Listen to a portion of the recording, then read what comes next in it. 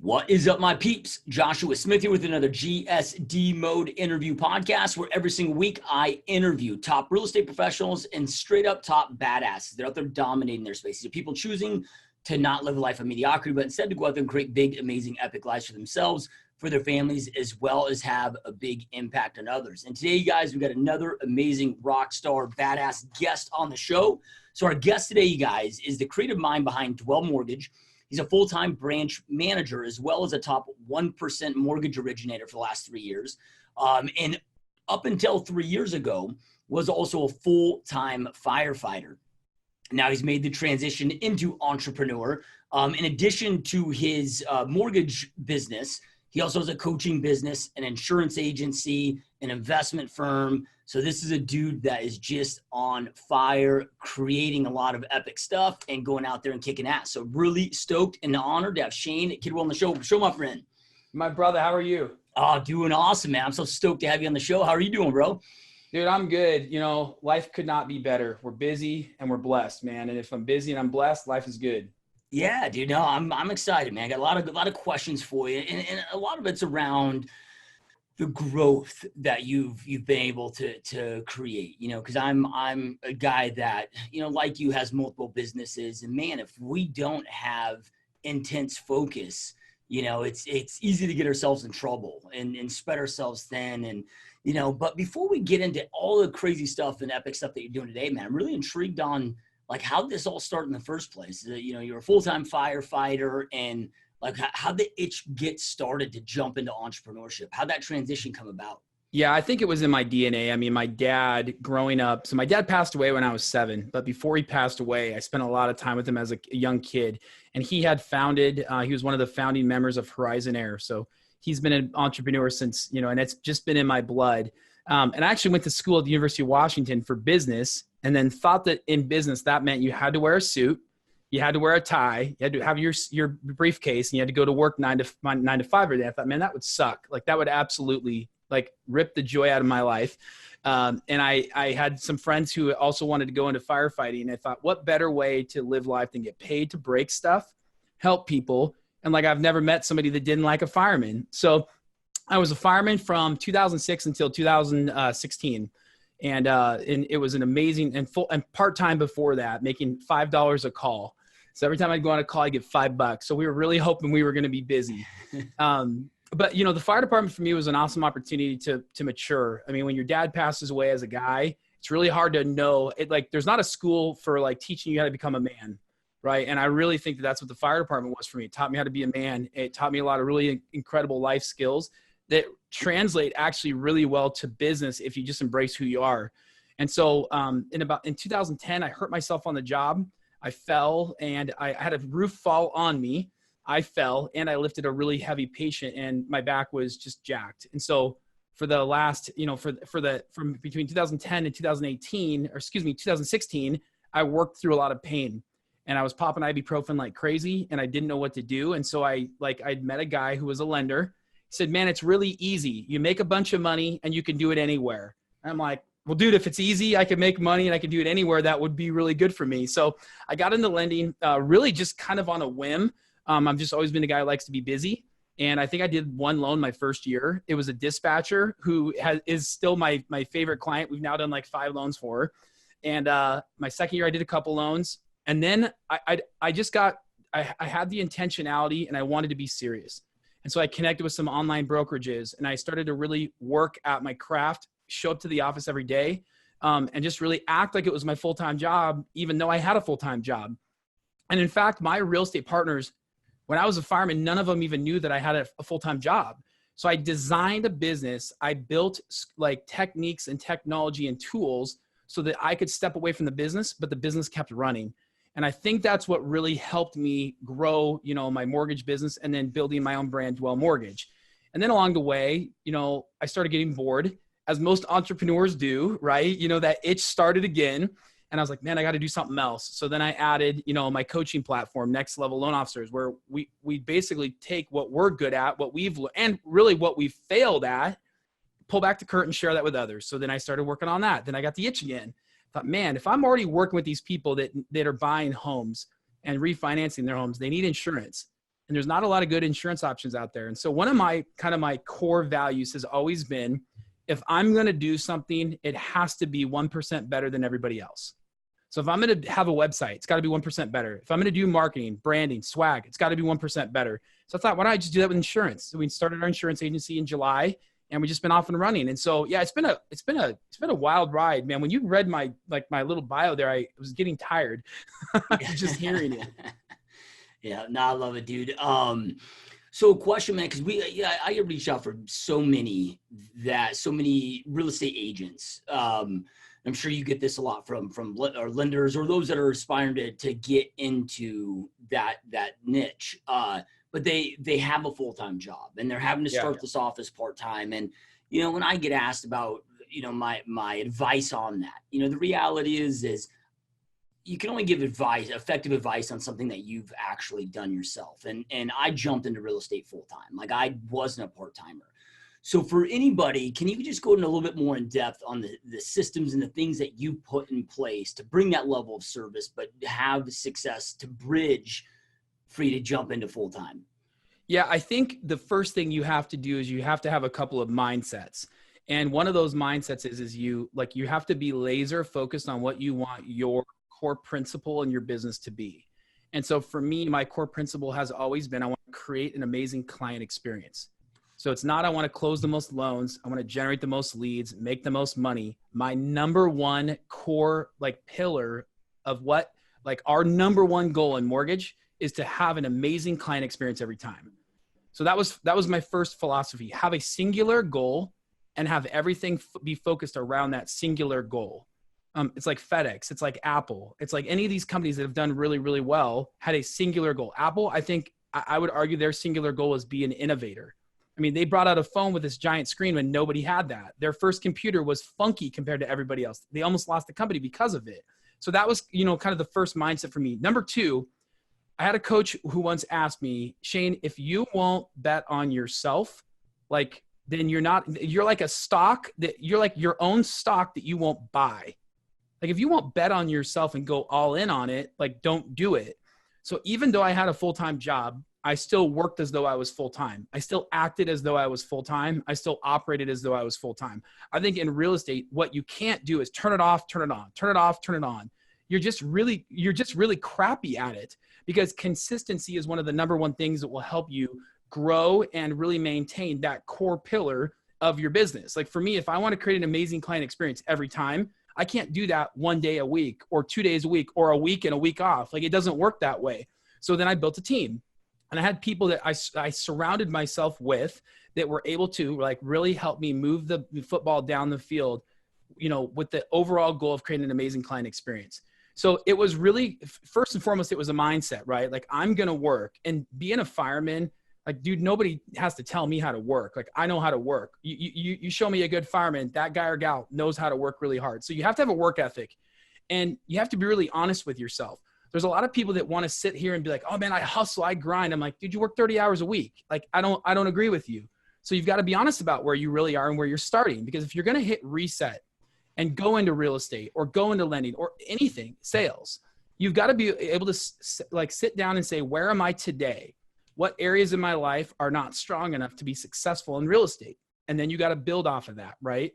And then as far as tools, I really I have a philosophy on looking at what to use and what to not use. And I'll give your audience here a quick tip. It's the 3 T's. It's transfer, trash, and trim. And really, I think if we're looking at it in order, it's trash, transfer, and trim. And so when you look at a business and you write down on a piece of paper, your core pillar in the middle, you put that in there, amazing client experience, put a circle around that. And then you start writing all the tasks you do every day, whether hopefully those things move the football down the field, but you just write down all those tasks. You look at that list of tasks and you say, what task is not helping me get closer to that goal? And if it's not helping you get closer to that goal, it's keeping you away from your goal, you trash it. You just trash it. You just throw it out. Because at the end of the day, what I find with real estate agents and lenders, they're doing far too much surface confusion.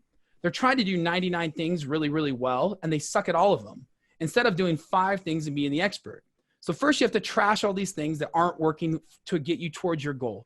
Then you have to transfer, and that would be delegating, whether it's to a virtual assistant, an on-site staff member, utilizing a technology that can take things off your plate, transfer things that aren't the best use of your time.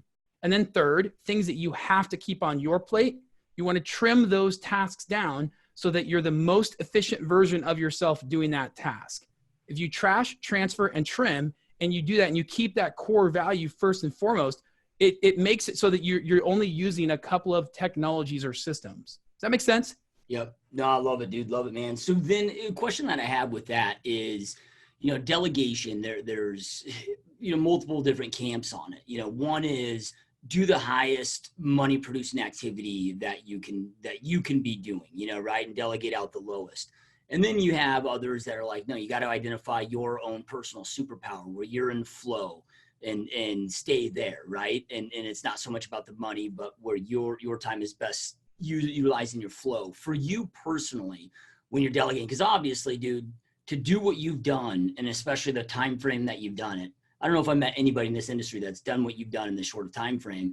Like, you've had to be pretty damn brilliant and strategic with how you go out there and delegate. So when it comes to that, I mean, what are your personal beliefs with it?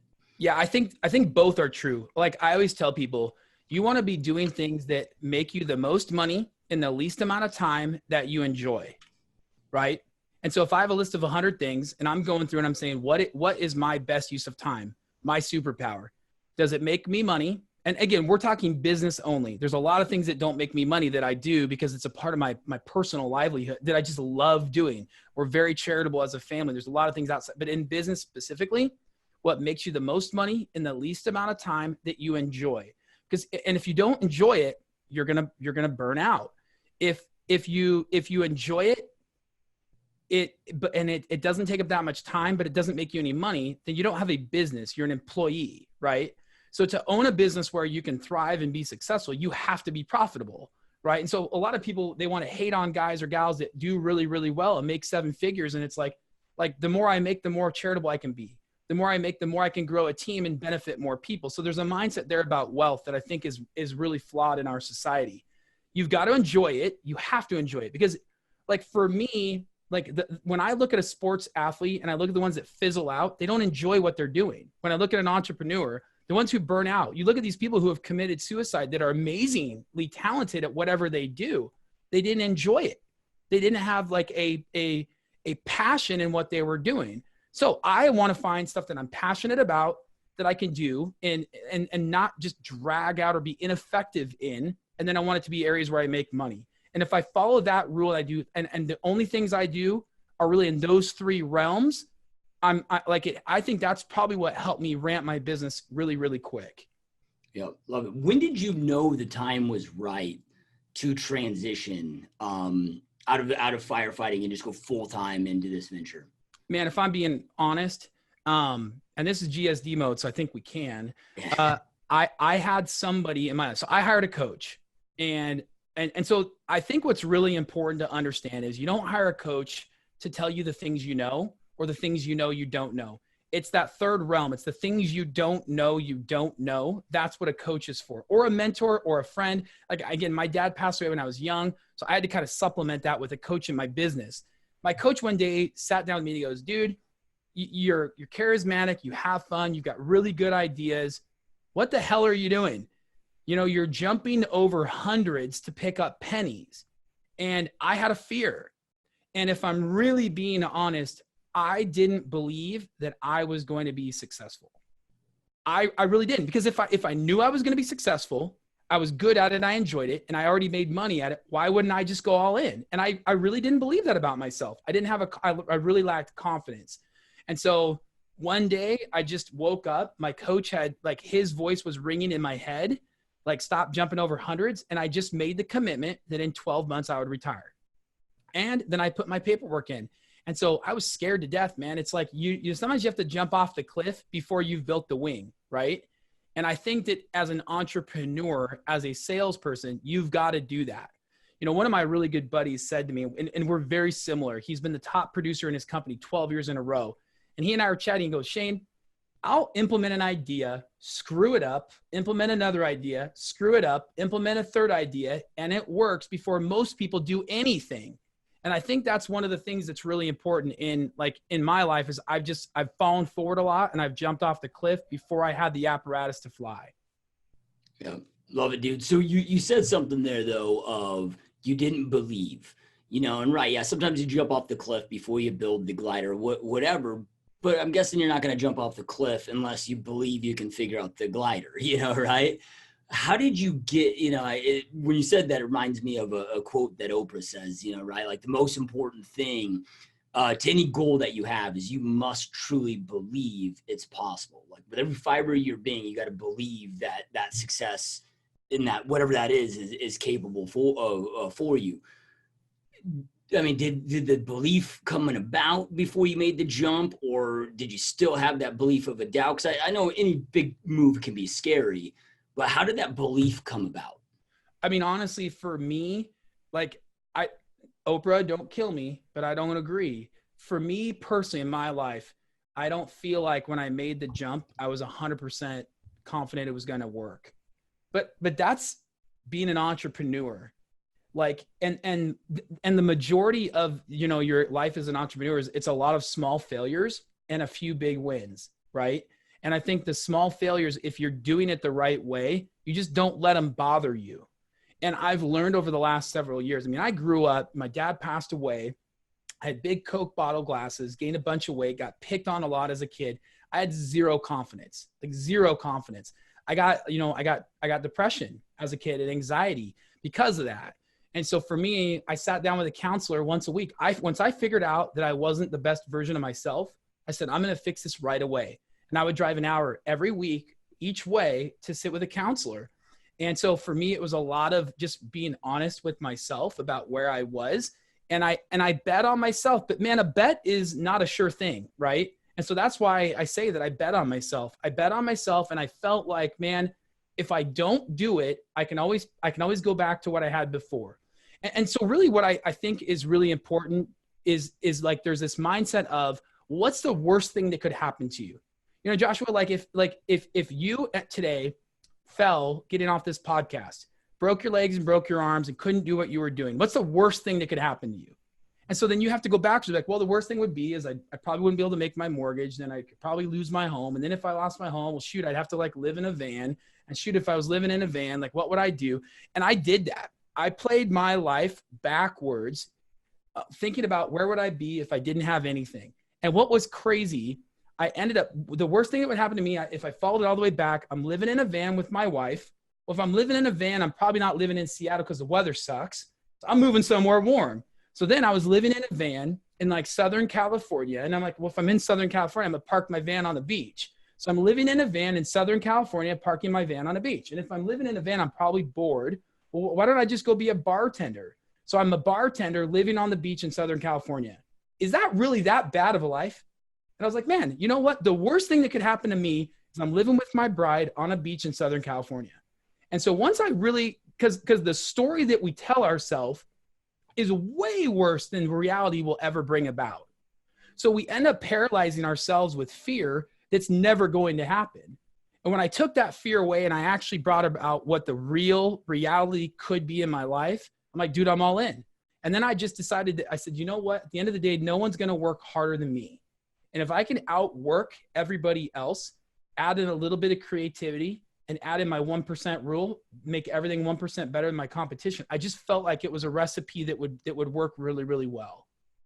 Do you think that a lot of the success in the guts, right, to move forward with this is, because when you were saying the worst that things could be, right, and we put it that way, well, for a lot of people, the worst thing is their family thinking they're a loser or other people, right? So much, I mean, there's nothing that stifles more success than ego. But I didn't ever hear you mention those things. Do you think a lot of the guts that you've had to do what you do and continue taking, the calculated risks you take is that you've learned somewhere down this journey to just detach from that ego? Yeah. I think for me, I never thought of myself as having an ego because my goal was never to make money. my goal was always something totally different. And what I found was the money would come out of that, right? It's like if your goal is to lose 10 pounds, that's kind of hard to do. But if your goal is to do 10 push-ups every hour, you're going to lose weight. So I made really small goals that had really large impact. But to that point, I think when it comes to like a mindset piece, man, I just decided, I made a decision, and it sounds easy, but it's really, really hard. I made a decision that I was going to no longer be concerned about what other people thought of me if they weren't in like my circle, my family. And it was the most freeing thing I ever did in my life. I said, you know what? Like, I don't have to wear a suit. If I wear a suit, it's because I want to wear a suit. It's not because I think everybody thinks I should wear a suit. You know, I started to not like care about how people thought about me. I listen to rap music. In my office, I got Sonos playing rap music all day because I like rap. And if you don't like rap and you don't like me, I'm all good with that. So it really was a mindset for me of saying, you know what, man, I'm comfortable with who I am. Like, I'm not perfect. I want to improve. I want to stay like in an uncomfortable growth position, but I'm comfortable with who I am. And so I just lived my life from that mentality. That's how I built Dwell Mortgage. That's how I got into coaching. That's what, you know, drove me to build a multifamily investing company. It was just having that mindset. Yeah. Love it, dude. So I'm curious, man, of what the biggest learning moments were, you know, whether you want to call them failures or learning experiences, or from going from being a loan officer to now leading this team, right? Because there's a lot that take place. We have a lot of our listeners that are in that transition, you know, right? So what were some of the biggest learning moments that you realized, well, crap, you know, like I realized that, hey, being a realtor had nothing to do with my success as being a team leader, you know, right? Yeah. So lessons learned that hopefully our listeners can take away and be prepared for as they start building out their teams.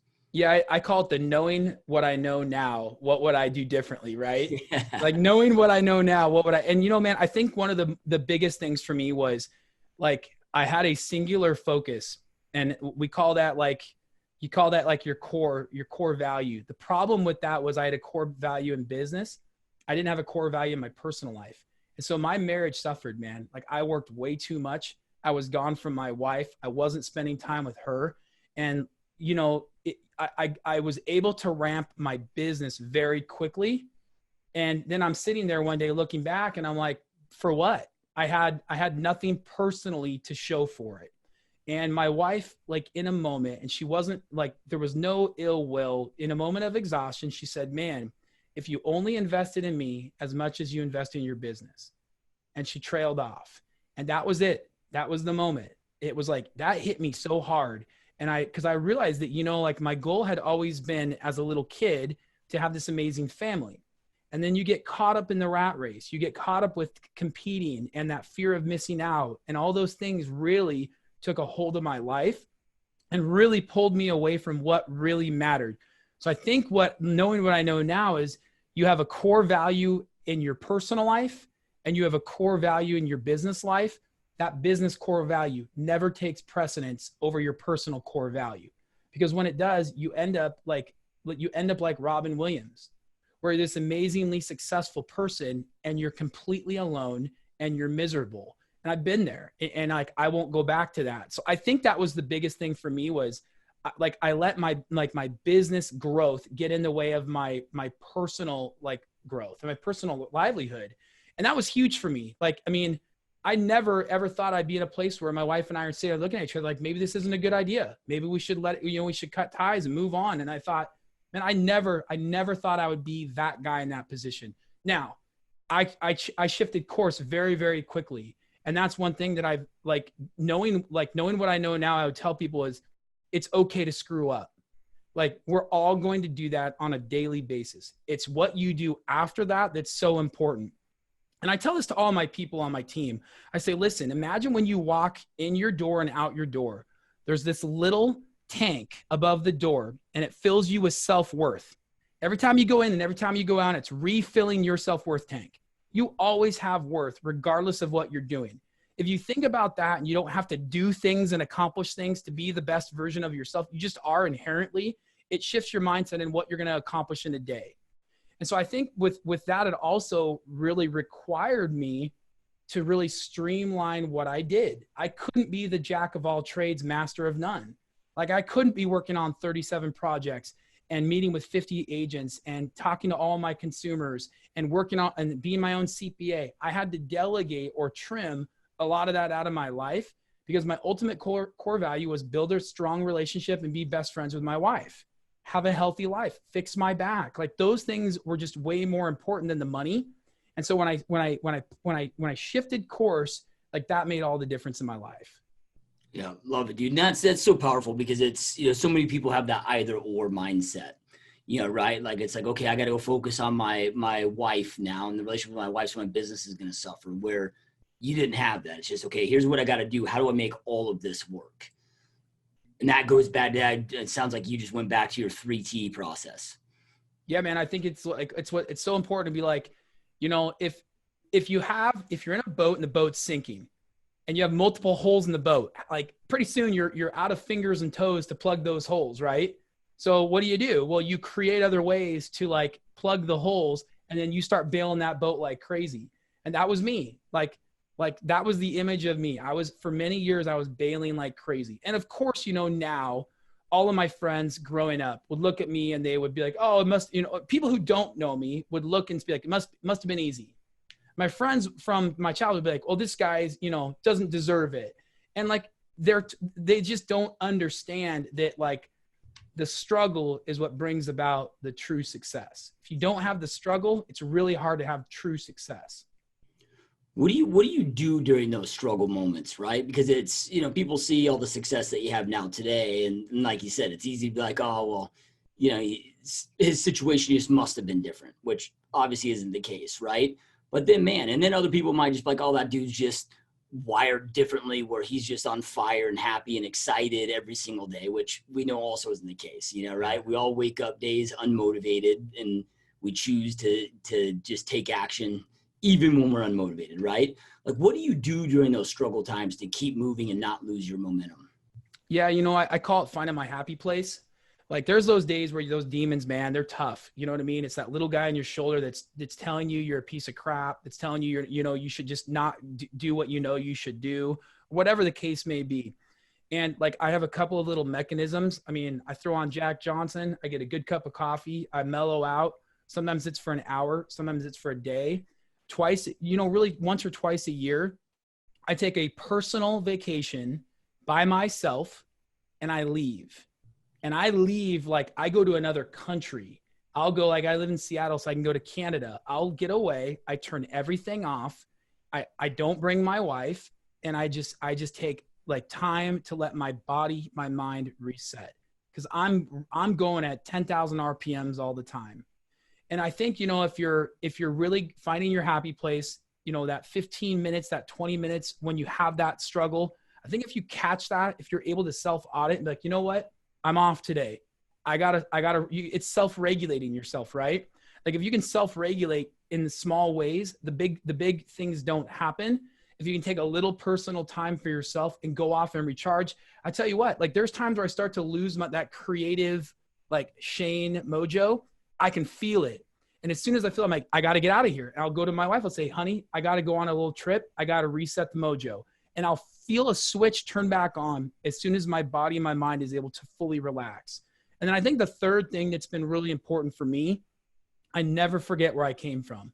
So I put things in front of me to remind me of how blessed I am. So we're really big on giving back to charities. Like my mom was a single mom. She had to create a house cleaning business after my dad passed away. And I would go with my mom to clean homes, and she still cleans homes to this day at 72 years old. And so like, I'm constantly putting things in front of me that remind me of how good I have it. We've gone to third world countries. We do a lot of mission work. And the thing for me is, man, like it's really easy to let the money, the wealth, success, all that get in the way of what's really important until you remind yourself how good you have it. And so I think those things for me, that self-regulating, that taking that time to really get away and then like really reminding myself how good I have it has helped me kind of like, jumpstart myself when that demon starts to talk. Yep. Love it. I don't know if you've read the book Atomic Habit, but it's such an awesome book. And, He talks in there so heavily of, you know, the greats. It's easy to assume that they're more disciplined, you know, right? But he's like, at the end of the day, boils it down that none of them rely on discipline, you know, right? They have a process and have a system. And it sounds like you've just like your 3 T's, now you've got a process for these moments. Would you agree with that statement that's made in that book of, it's not that you're more self-disciplined, you just have more awareness of and understanding where you rely on systems and processes to keep you, you know, in that momentum? 100%. I mean, man, there's days where, dude, I just want to sit on the couch and watch SportsCenter. But, you know, then that little voice says, what are you doing, dude? Get up. You got a goal. Don't forget where you came from, you know? And so, yeah, like I would say that I would say that some of the common themes, and I read a really good book called, it's called The Outsiders. And I think it's 7 Unconventional CEOs. It's an incredible business book to just get in the mind of people who have created amazing businesses, some you've never heard of. I think the one thing that everybody has is everybody worked their ass off. So like it's hard to be successful if you don't work hard. Now, if you work hard, but you aren't like disciplined, you can create tools, systems, hire people that are more disciplined than you, that you listen to, that you're humbly able to like accept their feedback. And you can have amazing success in life. And I've got amazing people around me that do that for me on a daily basis. Yeah. Love it, dude. Love it. So then you talk to us about, with all these other businesses that you have, you know, I see so many other entrepreneurs that see the sexiness of creating all these other businesses, you know, right? But they might start multiple businesses at a time, or start a second venture, a third venture before they have a great team in place. You know, can you kind of talk to us about how you've been able to do this with your team structure? At what point you know it's right to start another venture? At what point you also know, hey, that's a great idea? Because one of the hardest things about creating success is you have so many good opportunities thrown your way, and it's difficult to say no sometimes or put it on the side burner. You know, can you kind of walk us through what your process is there? Yeah. So it was really easy for me. I knew I had a successful business when I could walk away and leave my phone with my team. And like I did that for 10 days. I went to Hawaii. I left my phone with my team. I got a burner phone. Like I got a burner phone and I got a SIM card for it. I'm like, listen, if you call this phone, my office is on fire. Otherwise, don't call me. And for 10 days, I was able to enjoy Hawaii with my wife. Didn't get a call ever. And like I came back and my people were thriving. And that's something that for me is like, are your people thriving or are they surviving? And my people were thriving. So that all came about because I've had this dream, this vision. I want to go to Africa. And be like, yeah, oh yeah, yeah. And I'm like, no. I've been donating to a charity that builds wells in third world countries. And I'm like, man, I'd really like to go see one of those wells I've been paying for. And so when my team will be like, hey, what do we do in this situation? Hey, what about this technology? Hey, well, how do I talk to this agent on the phone? I say, what would you do if I was in Africa? And they're like, I'm like, listen, if I was gone and I wasn't here, what would you do? And so I think that there's a key component to being able to branch out into second, third, and fourth businesses. How do you delegate? Like, are you able to actually pass stuff off and get out of the way? Or do you call yourself a delegator and then you're hovering and you're tapping them on the shoulder all the time? Like, hey, don't do it this way. Hey, don't do it that way. I am 100% confident that my team doesn't do it exactly the way I would do it. And I'm 100% okay with that. Our overarching goal for my mortgage company is to create an amazing client experience. There are thousands of ways to do that. As long as my team does that, I'm good. So for me, before I created business number 2, business number 3, and business number 4, I had that Africa mentality. Hey, I'm gone. You can't call me. There is no internet and I'm 8 hours ahead of you. What do you do? And I just built leaders. And so, you know, I was at one point, I had an amazing business coach who was a Navy SEAL. And this dude is like intimidating, hardcore dude, amazing guy. And you've probably heard some of his stories. And one of the things that, you know, I learned about Navy SEALs is they can do everybody else's job. So like the number 1 medic is also like the number 2 sniper. So if the medic goes down, they don't go, oh, we don't have a medic anymore. We can no longer help you. They go, okay, cool. This guy went down. This guy's going to pick up the slack. Now number 2 is number 1. And I really built that in my businesses. I have like really versatile people. And I think that helps. So when you step back and you let the team kind of do their thing, like you can be like, cool, I've got a good team. They know I have confidence in them. And like, if I'm gone and they can't rely on me, like they cannot call me, it instantly changes their mindset in how they tackle problems. Yeah, love that, dude. Now, do you also find I love the cross training, if you will, right? Do you also find that gives a lot more respect when it comes to a culture aspect? It's like I started having even my transaction coordinators taking all the agent training, right? And they're not having to go out there and sell homes, Sure. and it's too long of a process, but at least then they start to really respect and understand what agents are going through and vice versa. I mean, do you feel it's been really powerful for your overall culture? Oh my gosh, man. Like if people have empathy in what other people are doing, I think it makes all the difference in the world. And that really goes back to your culture of your organization.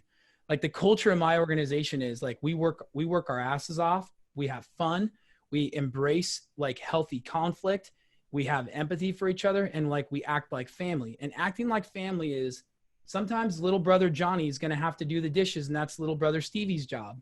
And so you go, man, I don't really like doing the dishes. I kind of like doing the laundry. And you realize very quickly that like other people don't have it as good as you think they do, or maybe their job isn't as easy as you've built it up in your mind to be. So I think it's a non-negotiable. If you have a team, and again, like to your point, like my transaction coordinator doesn't have to be as good as my buyer's agent. They just have to be able to function and do that role. So my buyer's agent can take a vacation and be able to know on a sick day how to do the job. And then they have that empathy. I think it's huge. Yep. Love it, dude. So when it comes to culture, man, I mean, what has been, it's one of these words that gets thrown around, and then people will go identify core values and a mission statement that they stole off somebody else's wall. And as the leader of the organization, what do you think the top for somebody that's wanting to turn around their culture? Because this has happened to me several times during my journey of building a team where, we got this like entitlement culture that started to take place. And, what it just like, it got to the point where I didn't want to step foot in my own organization. Right? Like, what do you think is the key the leader, because it starts with you, right? Of some of the most important things or important advices that you could give other leaders out there to create an amazing epic culture and a company that they are really proud of and love to be a part of. Yeah. And like, let me be very clear. I screwed this up initially, like royally. I had this like coach up or coach out mentality, and I didn't do it well. And I had a coup on my hands. And so like, it's not like I'm like this polished gem, right? Like I feel like I'm sometimes a piece of coal. But I think for me, a couple things. One, like I mentioned, man, we have hard conversations all the time. And when I say hard, it's not really hard because we do it often. Like if somebody has an issue with somebody else, we get it out in the open and we deal with it. And so one of my core values is act like family. Well, when you think of a good family, you don't think of somebody that's perfect. You think of people that fight and then hug, and then they get back to work. And so we encourage healthy conflict. Now, for any of you on this podcast, you're like, man, I don't know even how to begin with staff. There's a book that I highly recommend called The Ideal Team Player. If you have not read this book and you have staff or you want to have staff, I would get the audiobook today, and I would listen to it on the way home from work. When I went through my time where I almost lost my organization, I was a manager at the time, and I didn't know what I was doing. I had zero support from corporate. I almost lost it all. I got that book. I was driving to the mountains, and I listened to the entire book on the trip, because what it talks about in the Ideal Team Players, there's 3 characteristics of everybody that you have to have. They have to be humble, they have to be hungry, and they have to be emotionally smart. Emotional intelligence includes having healthy conflict. And so for me, like, I think that was one of the core things that really helped us build a culture. Now, I treat my people like family. I also work really, really hard. And I think one of the things that I think that if I ask my people, why do they respect me? I think one of the things they respect is that I work really, really hard. Like, I'm not like, I take time away, but when I'm at my office, I work my ass off. And that's a big thing for me is leaders should be they're going to be a reflection of their group. So if you have a lazy group that's entitled and has an ego, you have to look at yourself, because it comes from you, right? Like, your team is a mirror of yourself. I think if you're really being honest about your business. I ask my people for feedback all the time. When we hire people on, we do a 30, 60, 90-day review. Every month we sit down and we say, how can I help you be the best version of you? What can I do to make your experience here better? Is there anything I can do to make you more efficient, to make your day go better? Are there any challenges you have that we can address? We just lay it all on the table, and then we deal with it like family. And I think that a lot of managers are either uncomfortable having those conversations, don't have a blueprint for it. Like they've never thought about doing 30, 60, 90-day conversations. Like we have conversations with our staff all the time. And I think that's really important. And we have fun. Like we have swag. So I get my team t-shirts every quarter. Like we do like just fun little things. We have events throughout the year we do together. We do happy hour together. Like I actually really feel like my staff is a part of my family. And since I feel like they're my family, I treat them like my family. I love on them like my family. We have healthy conflict like family. The core values are pretty easy. Move fast, act like, work hard, be honest, act like family, embrace change. That's us. And if you came into our organization, you would feel that right away because it starts with me and it goes all the way to the very newest person on our team. Yeah, love it, dude. Hey, I'm really curious, and I forgot to ask this earlier, but when you do your self retreats, I know you call it a vacation, but it sounds like a self retreat / vacation, whatever you want to classify it as. Do you have those like Bill Gates? You know, he has this think week and he has it structured. And do you do those? I mean, are they planned in advance, or do you wait until like you feel the need where it's like, hey, man, I'm this is who I'm feeling, and this is the time where I need to go? Man, I really should do what Bill Gates does. I haven't done that. Like, honestly, like this has been a journey over the last couple of years for me. You know, like you get to a point where you just get burned out, and typically you get burned out and you go, man, I need a break. And by that point, it's way too late. So like for me, the first thing was don't do that. You know, like stop waiting until I burn myself out. So it's that self audit that I talked about. But you're right. It's really not a vacation.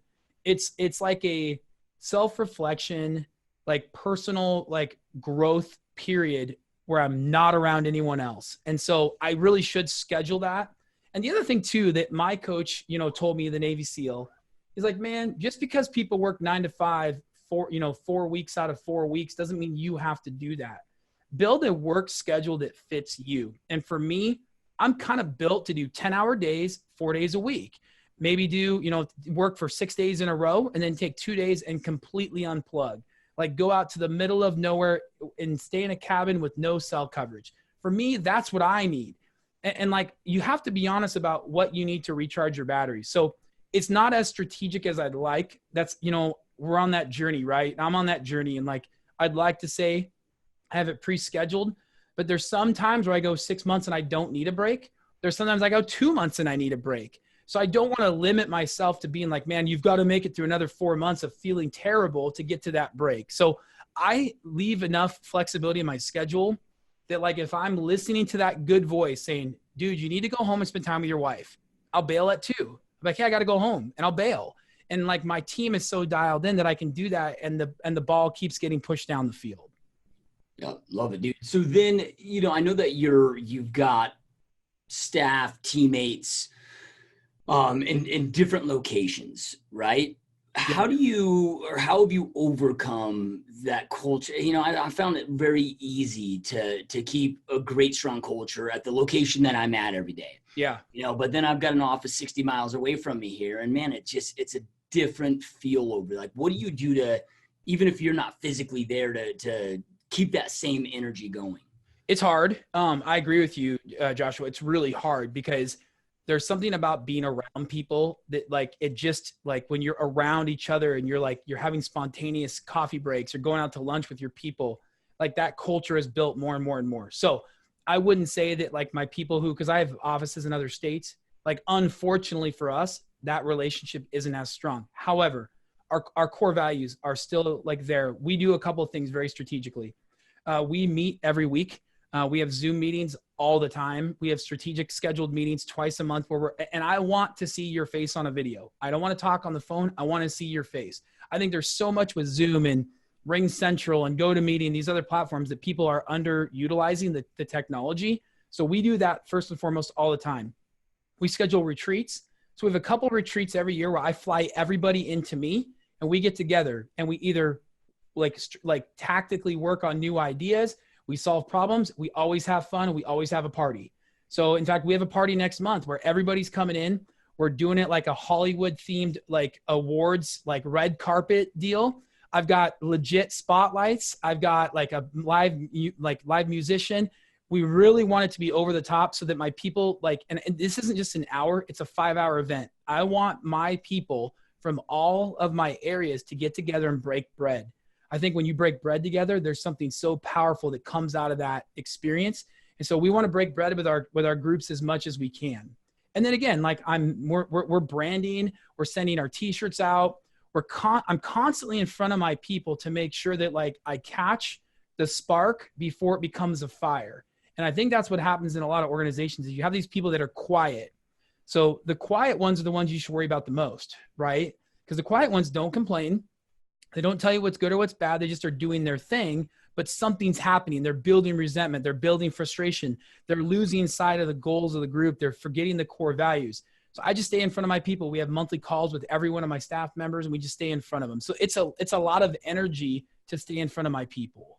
Yeah, love it. Powerful stuff, dude. So then, I'm curious with our listeners are mainly real estate agents, right? And with you being on the reverse side of it, being a lender and running, this mega mortgage team, what are some of the things that you and your top real estate agent teams and partners that you guys have out there, what are those great relationships when it comes to, because I get agents hit me up daily of, hey, Josh, how can I get a lender to pay for my Zillow?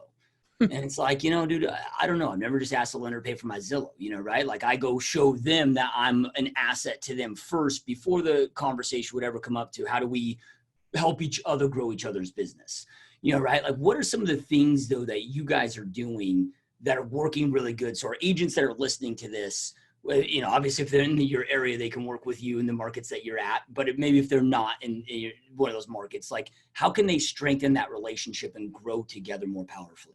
Yeah, I think first and foremost, and our businesses are exactly the same. We're 1% different, right? We're doing the same thing with the same group of people with the same techniques. So I think it's universal, some of these strategies. First and foremost, we got to stop looking at each other like a pocketbook, man. I hate when people who don't know me, don't really care to get to know me, go, hey, would you support me in this area? My answer is 100% no. And the people who say yes, have no self-worth, have no strategy, they're going to be a terrible partner. You've got to be friends with the people you partner with. And you said it, partnership. I don't have a referral source. I have a partnership. And so for me, with every partnership we have, we build that off of friendship. And I always tell all my people, if you aren't willing, if you can't see yourself having a friendship with an agent or a lender, don't work with them. If they call you and you're like, oh God, John's calling again, oh boy, and you hate those calls, don't work with them. Work with people that you enjoy, work with people that respect you. Now, don't get me wrong. We support the heck out of our people. Anything we can legally do that's compliant, we're going to do because we know that the tide rises all ships. And so I think it's really important that you build partnerships with people who are like-minded. For me, I'm all about building branding. I'm all about marketing. I'm about being strategic. One of the things that I think agents and lenders are totally missing the boat on, they're not understanding, and this goes back to a quote from Wayne Gretzky. When people asked Wayne how he was so good, he said, most people went where the puck was. I went where the puck was going.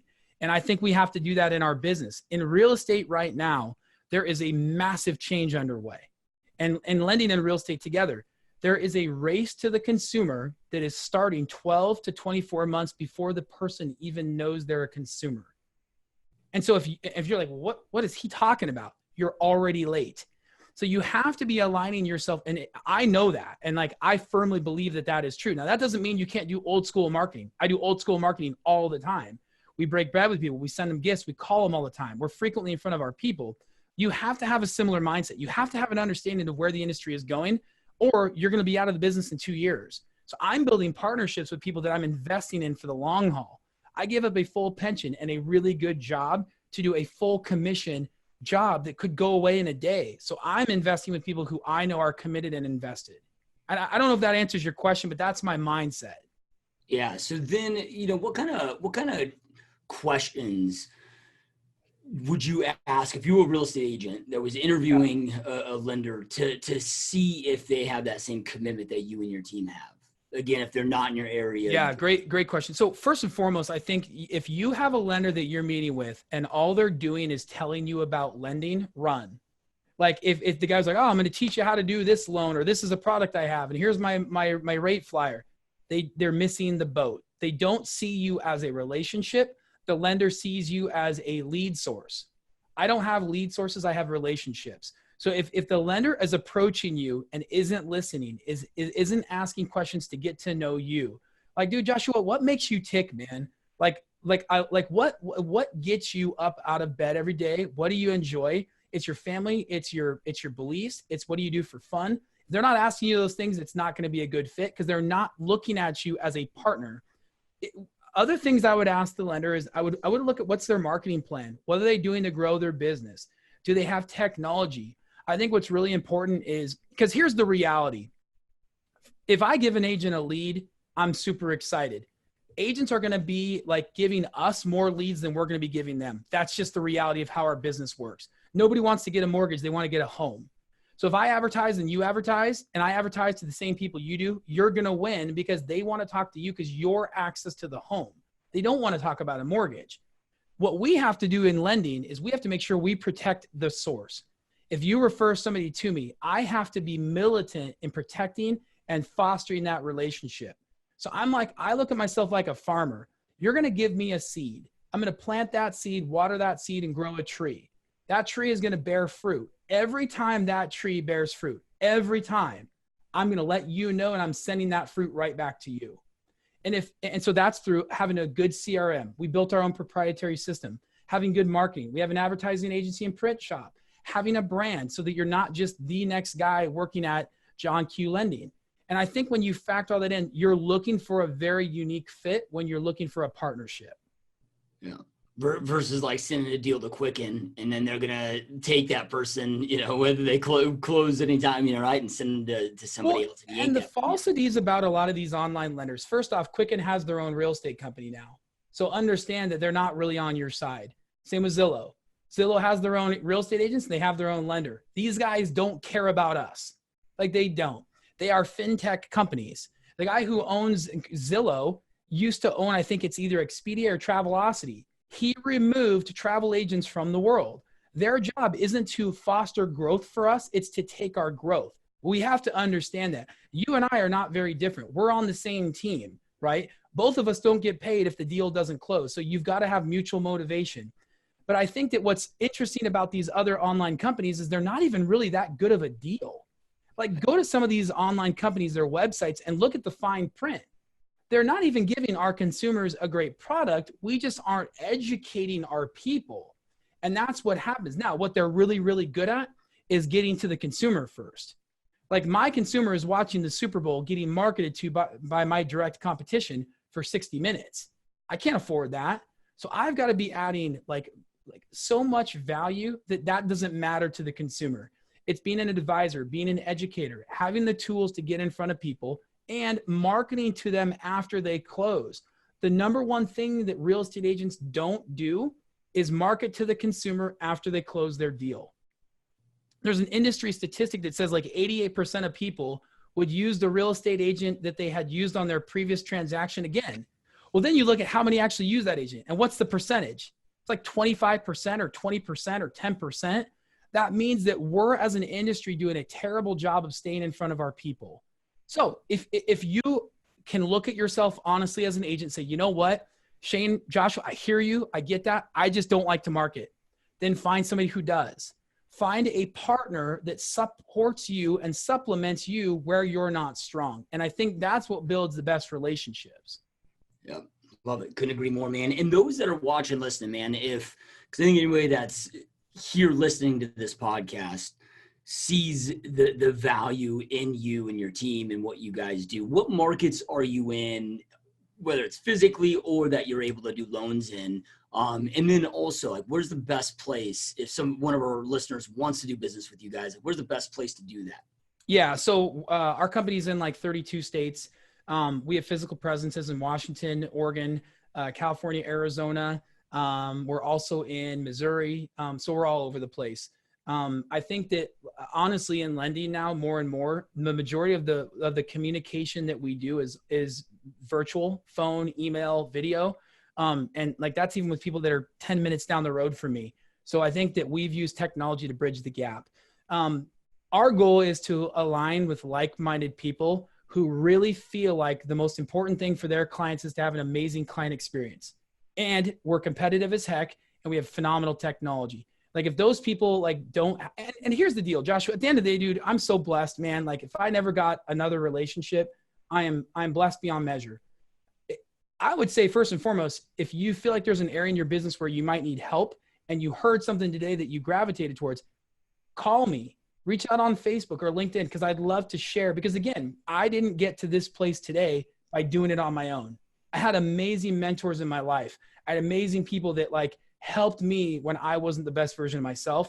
That's my ultimate goal. If we all help each other, there's enough to go around for all of us. There really is. And so I think that's something I just really want to like drive home is if you feel like there's a question or something I talked about or you talked about, like just reach out to me. Like I love to be a resource.